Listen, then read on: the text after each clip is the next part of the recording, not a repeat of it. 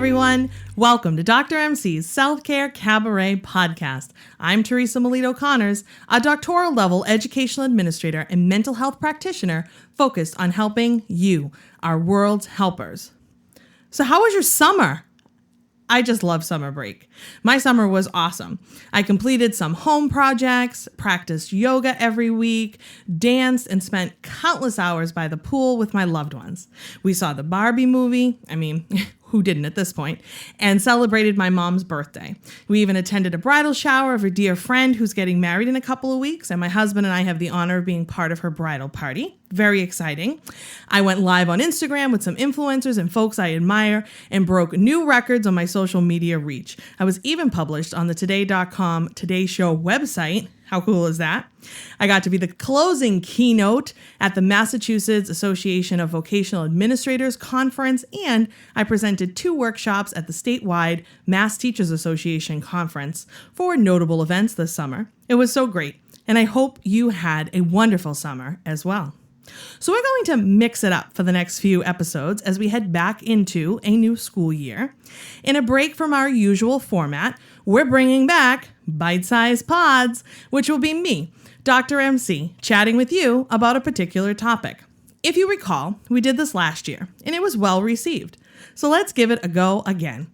Unlike our interview-style episodes, bite-sized pods drop weekly on Wednesdays, and they may be on the shorter side, but with a new school year upon us, shorter may be just what the doctor ordered. To kick us off, we're going to discuss beating the Sunday Scaries, or the new school year. So, the Sunday Scaries typically refer to the feelings of anxiety and uneasiness folks feel on a Sunday or the day before the start of a new work week. For educators, the end of a summer break before embarking on a new school year can have a similar feeling, but possibly even more intense. This can also be true if you are a student, a parent, caregiver, support staff, administrator, etc. In other words, you are not alone in this, and it is totally common and normal to have this feeling. A recent LinkedIn survey found that 75% of working Americans say they experience the Sunday Scaries in general. So as you approach the school year and summer's end, you may notice stomach issues, restlessness, irritability, a vague sense of unease, perhaps anxiety or uncertainty, and overall stress. Even other emotions may be bubbling up for you. But whether you like it or not, the new year will begin. So as educators, we must combat these Sunday Scaries and start the year off from a place of calm, being centered and grounded. As I love to remind folks, self-care is other care. So let's picture it. Here you are living your best life all summer, enjoying the break, pool days, beach days, family time, vacations, reading for pleasure, maybe some professional development, home projects, sleeping in, staying up late, catching up with loved ones, etc. And then there it is, August. It comes so fast. And you know what that means. As the last precious weeks of summer slide by, you find yourself feeling a bit uneasy. For you know, the new school year is coming, and all that comes with that. The good, the bad, and the ugly. So as we embark on a new school year, you may be filled with some excitement, but this can also lead to some unhelpful behaviors, which will further perpetuate the uneasiness. Behaviors such as calculating how many school years until retirement, or thinking to yourself, 180 days ain't so bad.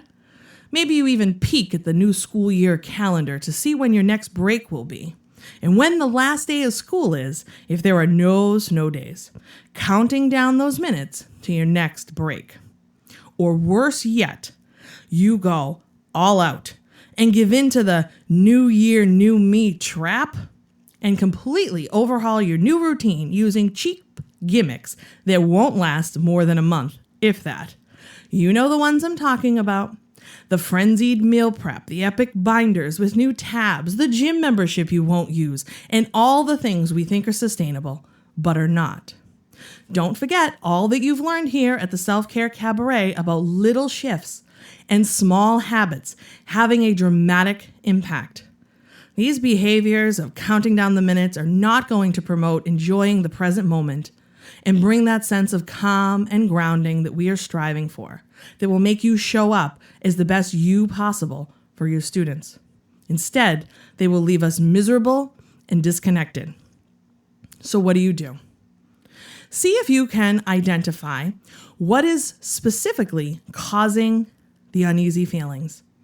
Is it a new class you're teaching? Maybe you're going to a new school, starting a new job, moving your classroom, or taking on additional responsibilities, maybe professionally and personally. Just trying to balance everything and more. And don't let anyone try to invalidate any time you may have had off this summer or that you shouldn't feel a certain way about returning. Feelings and emotions are valid and worthy, and it's okay to feel those feelings. Unless they also work in education or another helping profession, they don't understand your world, just like you likely wouldn't have as much of a clue about, say, importing, exporting textiles from Art Vandelay on an overnight freighter, or whatever it is someone else might do. Who doesn't love a good Seinfeld reference? Anywho, once you have identified some of the reasons behind your feelings, next, try to consider how to tackle it.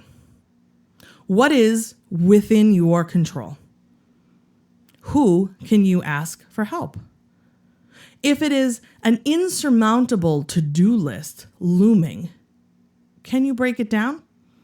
Can you break it down to the things you have to do, the things that can wait, and maybe things someone can help you with?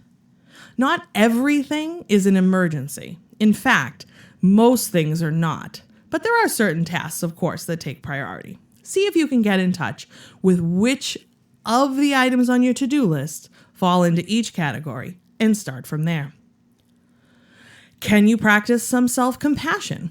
Remember, you are not alone and you cannot do it all. Give yourself patience and grace. Speak to yourself and about yourself as you would a loved one. Maybe instead of focusing on all the things you still need to do, you can focus instead on what you have done. I love that little mindset shift. It can really go a long way. And let's actually practice some self-compassion right now. Let's take a self-compassion hug break. So I invite you, if it's safe to do so while listening, to sit up comfortably in your chair. Really feel your feet pressed into the ground beneath you. Feel your body supported by the chair that you're on. And if it's comfortable, you can lower your gaze or close your eyes. We're going to take a big deep breath in through our nose. And when you exhale, try to make your exhale longer than your inhale. That helps activate your parasympathetic nervous system, which is your rest and digest response, the opposite of our fight or flight, and can really quickly bring a sense of calm over us. Now, while we take that deep breath in, you're going to extend your arms all the way out to the side, like you're going to give the whole world a hug. So breathe in, extend your arms, and on your exhale, you're going to give yourself a hug. And really give yourself a squeeze. Feel that light therapeutic touch, that gentle pressure on your body. Yeah. And let that go. Repeat as necessary. That can just be a really nice self-compassion practice to just kind of feel yourself, giving yourself a hug, feeling yourself back in your body and grounded. It only takes a few seconds, right? Another thing you may want to consider is adopting an affirmation. Perhaps something like, I can and I will. Or, I am enough. I am worthy. Or, feel free to come up with a new one. An affirmation, if you're not familiar with it, is a short phrase or statement repeated to help you feel good about yourself. Perhaps you write it on a sticky note and put it on your mirror that you'll see every morning, on the dashboard of your car, on your desk, on your computer screen. Make it the wallpaper on your phone, whatever it is, something that you'll see regularly and can repeat it to yourself. It's easy to practice anywhere, and research shows it can have a dramatic impact on our self-esteem and overall well-being. And if the to-do list that you're looking at is just too long, or you didn't listen to my advice above, consider if there are things you need to remove from your plate. What might those be? Delegating can be hard and sometimes feels, a little icky, relinquishing control of certain things, but there's no shame in asking for and accepting help. Or just accepting that you cannot do it all, and there's things on my to-do list that have been there for years. They're just never going to happen. They're obviously not that important, or they would have happened by now. You can also just think about how you can add more joy into your day-to-day life. Remember, it can be short and small and still be wildly effective. And make sure you take some you time before you go back. Don't try to cram everything into those last glorious weeks of summer. And don't be afraid to talk about it with colleagues. As we said, you are not alone. So chances are your colleagues are feeling the same thing and can support you, and you can support each other and build a stronger community through sharing authentic emotions and real challenges. And maybe if journaling is your thing or you want to give it a whirl, write about your feelings, but also write about how you want this school year to go. What intentions are you setting? What do you want to accomplish? How do you want to feel this school year? What is something you're looking forward to? Can you treat yourself with something that will make your life easier or your classroom a more exciting place to be?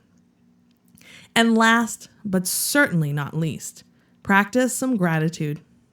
As educators, the job can be hard, but it can also be very rewarding and fulfilling. Remember why you started and what keeps you going. Bonus points for practicing gratitude, as it helps rewire neural pathways in your brain to boost your mood, improve your productivity, and your overall happiness. Thank you for continuing to show up for your students. Just don't neglect yourself in the process. And while we're talking about the new school year, I thought I'd share a little bit about my intentions. One of my intentions going into this year is to move my body more. You likely know that dancing is my go-to. And I've just been struggling to find a time to move my body in ways that feel good. I don't like coming home from work, and then going back out a couple hours later for a class or whatnot. So I really am looking for something in that 3 to 5 p.m. sweet spot. However, I really can't find anything. Or rather, it's impossible to find something joyful at that time. So I've decided to create it. I am introducing Dance Breaks with Dr. MC. And what that is a 30-minute virtual class for all bodies. It's a pop-up class, so I'm not sure. They're not going to be at the same time every single week. It'll be kind of as a pop-up basis, but it will be announced in advance. If you haven't moved your body in a while or just looking to have some fun, this class is for you. Again, it's for all bodies. You can use a chair or a stool. I'll give lots of modifications. You can take breaks as needed. It's only 30 minutes. We're going to start with a 5-minute warm-up, some gentle stretching, some breathing exercises. We'll do some dance cardio, again with modifications, for about 20 minutes. And then we'll end with another stretch break. I already have the playlist set, and it's so much fun. It's free to join. Donations will be accepted, but not necessary that you do that. And the first one is actually tomorrow on August 17th at 4 p.m. Eastern Standard Time. I'll put the link to register in the episode notes, but you can also find it on my social media channels at Dr. MC Self-Care. But be sure to be following me and join my mailing list on my website so you don't miss the next announcement, because I realize tomorrow might be a little too short a notice for you. Anyway, thanks so much for listening. I hope you're feeling more energized and empowered, and I wish you well in this new school year. I hope it's the best one yet. And if you liked what you heard here today, subscribe and leave a review for this podcast on your preferred platform. Follow along on Facebook and Instagram at Dr. MC Self Care and Dr. MC's Self Care Cabaret on LinkedIn. You can also visit my website, drmcselfcare.com, for the latest updates and to sign up for Cast Party, my e-newsletter. And if you're interested in having me present to an audience near you, email info@drmcselfcare.com. Thanks again. Stay well and do good.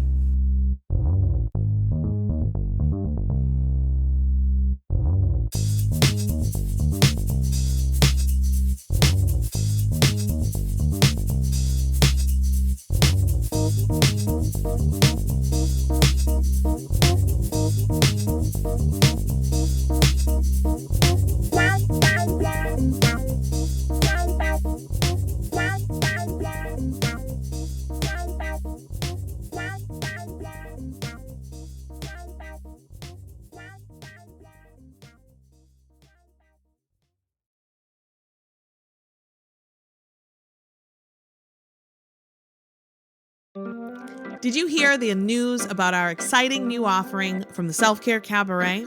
We're calling it Talkback. If you're familiar with the theater space, you may have participated in a talkback before. After a performance, the cast and crew will come back on stage to chat with the audience and answer questions. Think of it as a casual, guided discussion. Inspired by this and by popular interest, we've come up with a talkback for the Self Care Cabaret podcast. Groups will listen to a podcast episode or two of their choosing, then I'll come and lead your discussion either in person or virtually of those episodes, expanding on the big ideas. It's a great option for groups looking for short, impactful professional development, or smaller teams looking to get an introduction to self-care and well-being. We have done a few of these so far, and let me say, they have been so much fun. So if you're interested in bringing a talkback to your group or organization, email podcast@drmcselfcare.com.